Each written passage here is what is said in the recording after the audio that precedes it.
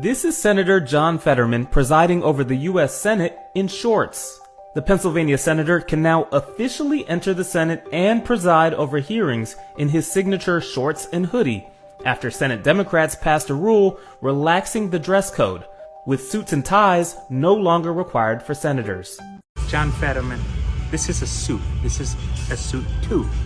Obviously, you can't figure out how to buy one of these. All you can figure out how to do is literally go to the Senate looking like a slob, looking like a complete fool and a disgrace to our nation, a disgrace to our world, and a disgrace to your wife. I don't know how she sleeps with you when you walk around looking like you do, and she's not even that bad looking. Maybe she should call me, honestly.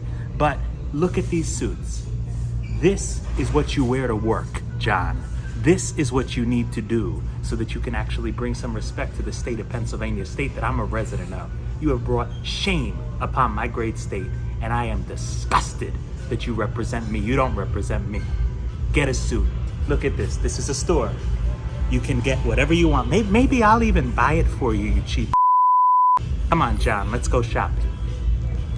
Boy, oh boy, oh boy, oh boy, oh boy.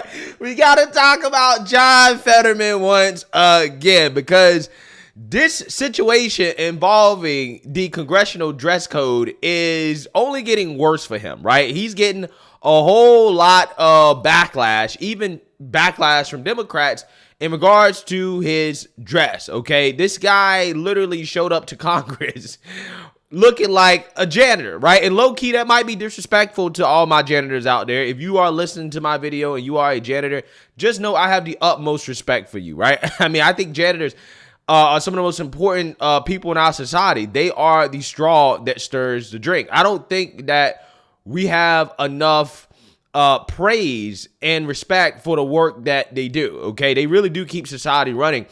So it might be disrespectful to compare John Fetterman dressing here to a janitor, but janitors dress the way they dress for a reason, okay? They got to get their hands dirty, okay? They got to do a job that requires them to dress the way they dress, okay? You don't expect a janitor to wear a suit. However, John Fetterman, again, he's not a janitor. You are a politician.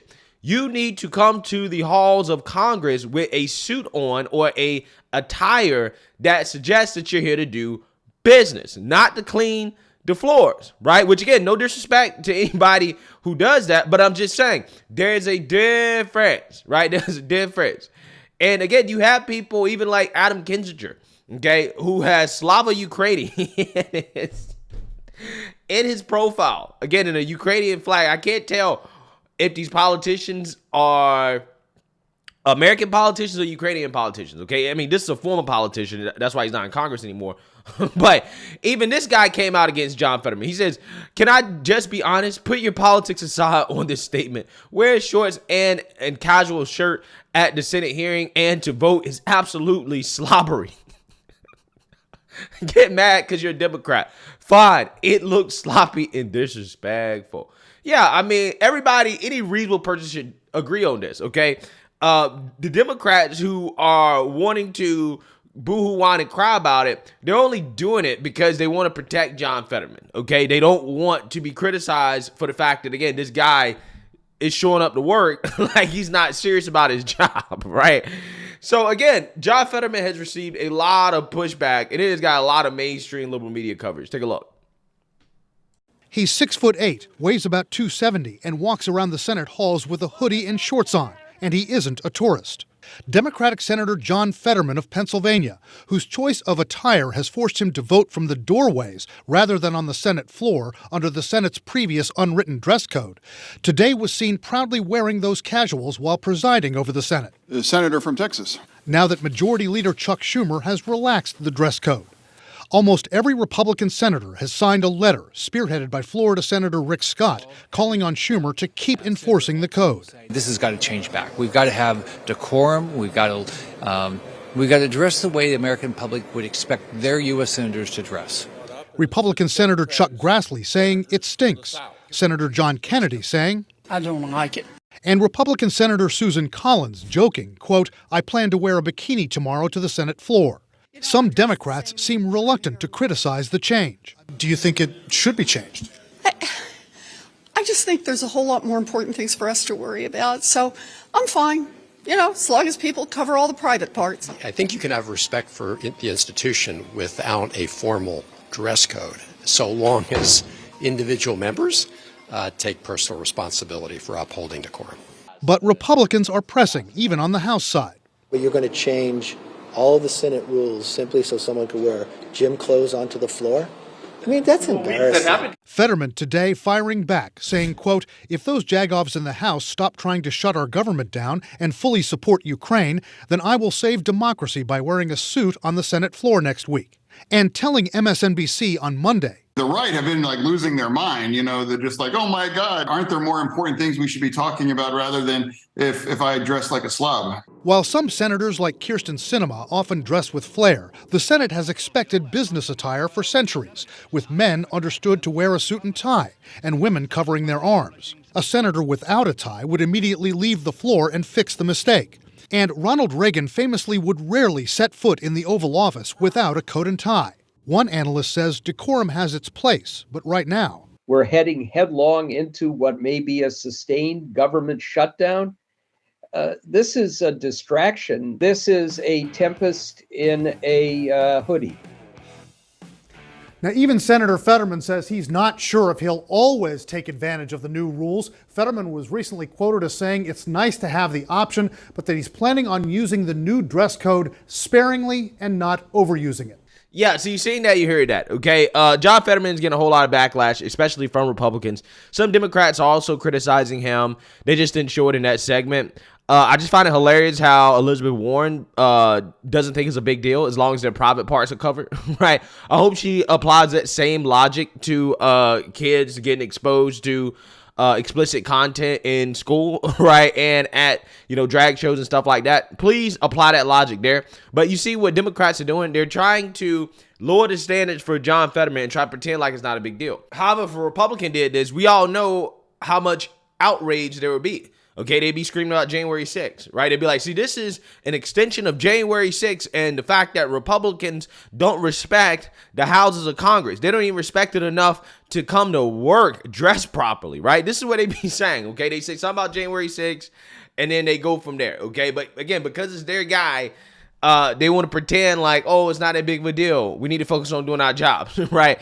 Except these people take so many vacations, they barely work. But anyways, it just so happens that the Senate had a hearing on disabilities as John Fetterman is getting criticized for his dress. John Fetterman has a disability. So in this Senate hearing, John Fetterman is going to come to tears, okay? It seems like he's crying over some of the responses that he has received in regards to his disability and his issues that he has processing, I guess, language and hearing and things like that. Take a look. This is my iPhone, and this is a transcription service that allows me to fully participate in this meeting and conversations with my children and interacting with my staff.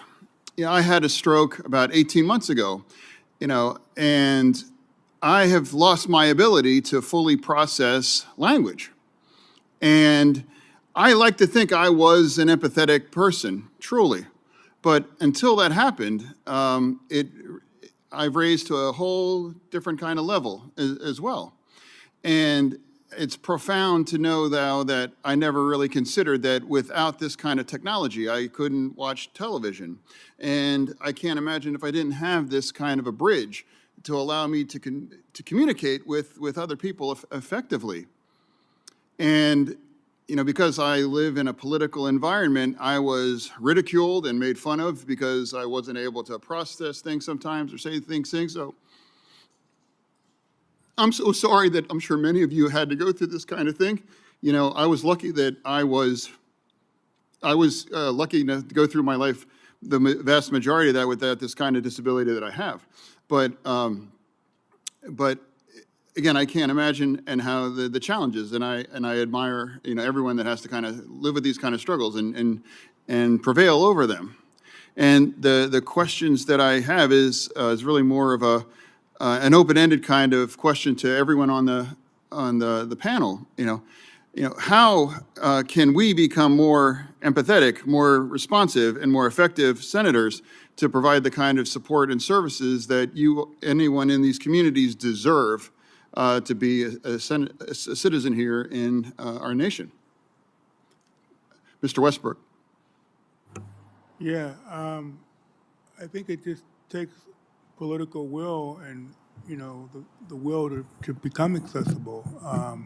It takes making it a priority and just, deciding that it's going to be a priority, like Ronza was saying earlier, and on the same level as security and privacy and all that kind of stuff. Accessibility just needs to be another part of doing business, as I mentioned in my testimony this morning. We wouldn't think about building a building without putting in a ramp, to get into the building now. But now we need to think about building websites and digital technologies to make them more accessible.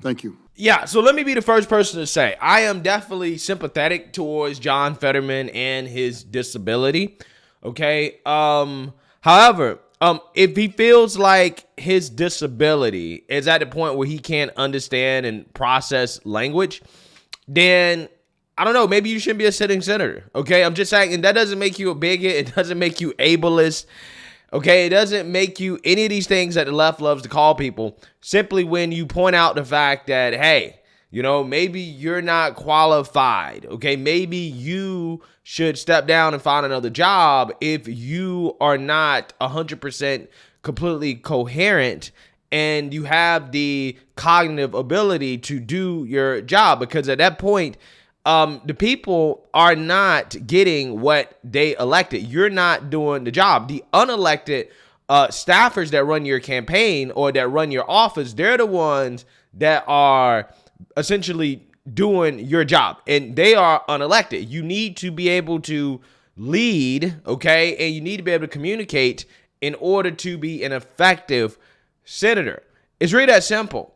That's what the criticisms are. The criticisms doesn't have anything to do with your disability in the sense that people are mocking you because you have a disability. No, people are asking questions about whether or not your disability makes it so you are not fit for office. Again, people are asking the same thing about Joe Biden, okay? This is not a John Fetterman thing, okay? This is something that is asked of all our politicians when it seems like they may not have the capabilities to serve. Again, Mitch McConnell, Republicans are asking Mitch to step down. This is not a Democrat-Republican. This is bipartisan, okay?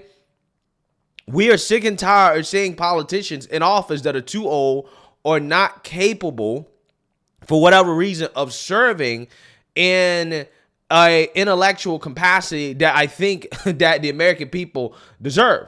I'm just saying. That's what people are upset about. So I don't want to see the tears, okay? I think some of the tears are coming from the fact that he's been criticized over his dress code. So now all of a sudden he wants to come out here at his disability hearing and try to, boo-hoo whine and cry, oh, I'm getting mocked, right?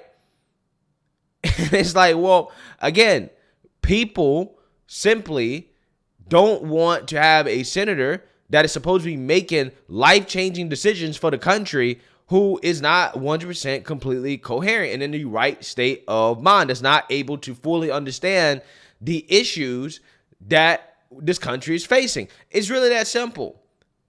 But again, what the Democrats need from John Fetterman is not to be a thinker, right? They just need him to be a follower, right? They just need him to be a puppet. He just needs to come out here and vote for the farthest left of Democrat proposals, and that's all they need, right? This is why, again, they want to shield him from any type of criticism. Because they don't care if he's coherent. They just want him to vote. They just vote for the farthest left. Just vote for whatever Democrats want, right? And that's essentially what they're getting with John Fetterman, okay? So, yeah, I just think, personally to me, I think he's, shedding tears because he's getting criticized for his clothes, and then he wants to talk about being bullied for his disability. Nah, bro, all the criticism you're getting are well-deserved, okay? And also, John Fetterman has no issue calling other people names like jagoffs, talking telling Republicans to go hump another leg, okay, and all types of other crazy stuff that this man said. He has no issues with that, right? So, again, it's fair game. This is politics.